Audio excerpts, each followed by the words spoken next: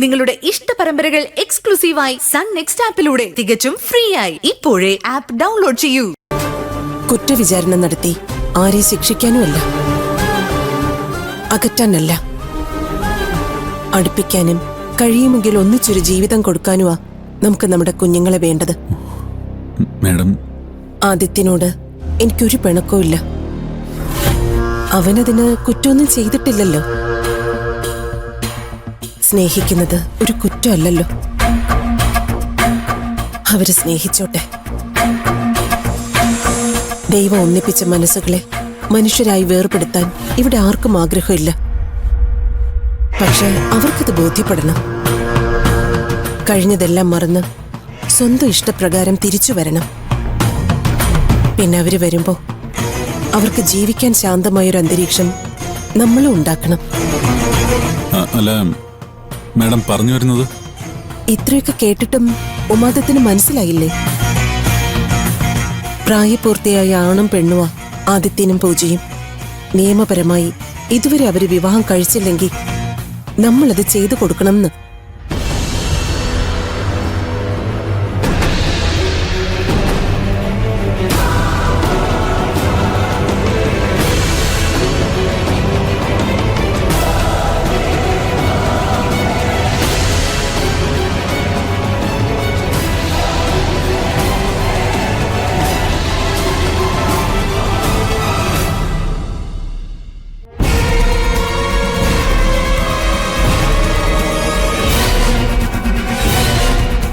മായ എവിടെ പോയിരുന്നു? ഒരു ഒഫീഷ്യൽ മീറ്റ് ഉണ്ടായിരുന്നു.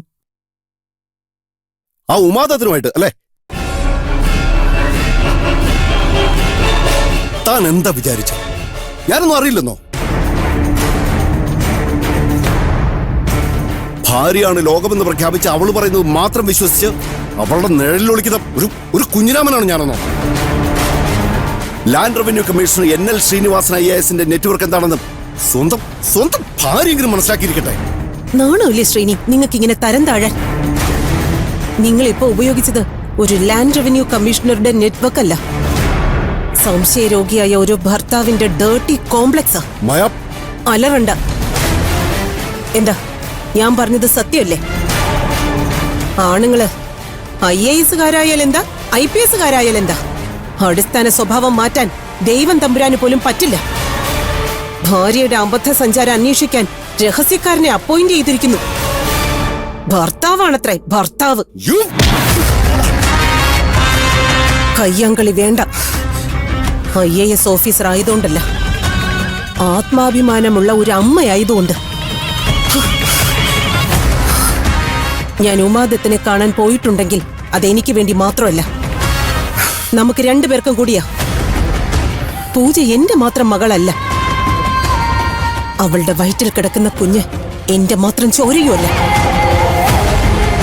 പിന്നെ ഈ പറഞ്ഞ ഉമാദത്തൻ കേസ് അന്വേഷിക്കുന്ന വെറും ഒരു പോലീസ് ഓഫീസർ മാത്രമല്ല, ആദിത്യന്റെ ബ്രദർ ഇൻ ലോ കൂടിയാ.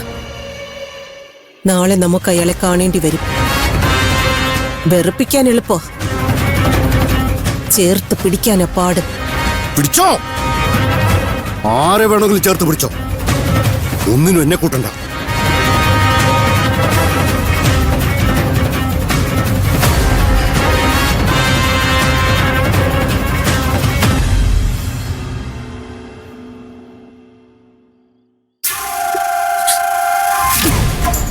ആമേ,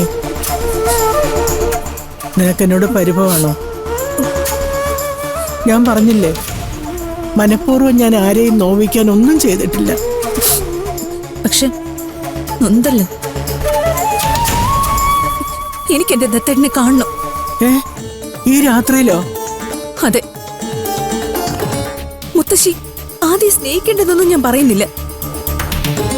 സ്നേഹിച്ചോളൂ, എങ്ങനെ വേണമെങ്കിലും സ്നേഹിച്ചോളൂ.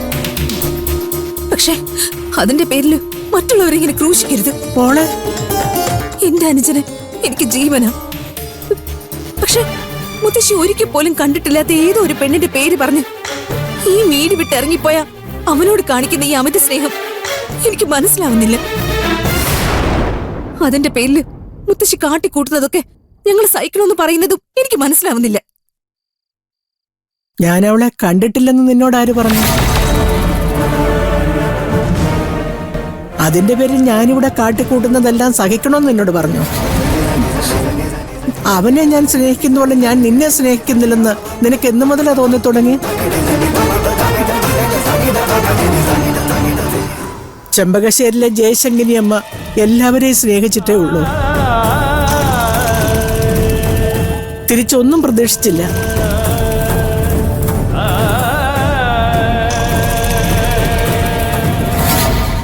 നീ പറഞ്ഞില്ലേ ഒരിക്കൽ പോലും ഞാൻ കണ്ടിട്ടില്ലാത്ത ആ കുട്ടിയെ ഞാൻ സ്നേഹിക്കുന്നു, അവൾക്ക് വേണ്ടി വാദിക്കുന്നു. കണ്ടതും കാണാത്തതും ഒന്നും എനിക്ക് വിഷയമല്ല.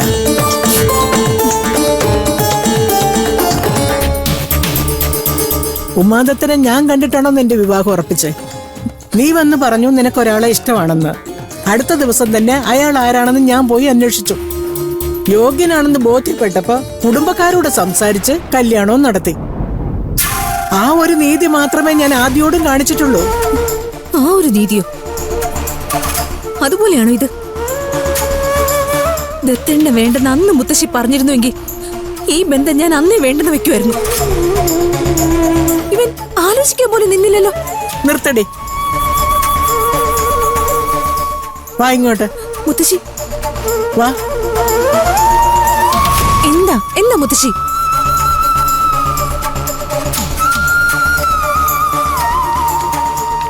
ആദിയുടെ പെണ്ണിനെ ഞാൻ കണ്ടിട്ടില്ലെന്നല്ലേ നീ പറഞ്ഞേ?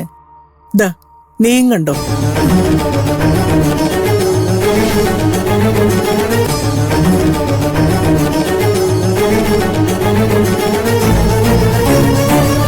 ഈ മുഖത്ത് നോക്കി ഇവളെ തള്ളി പറയാൻ നിനക്ക് പറ്റുമോ ആമി?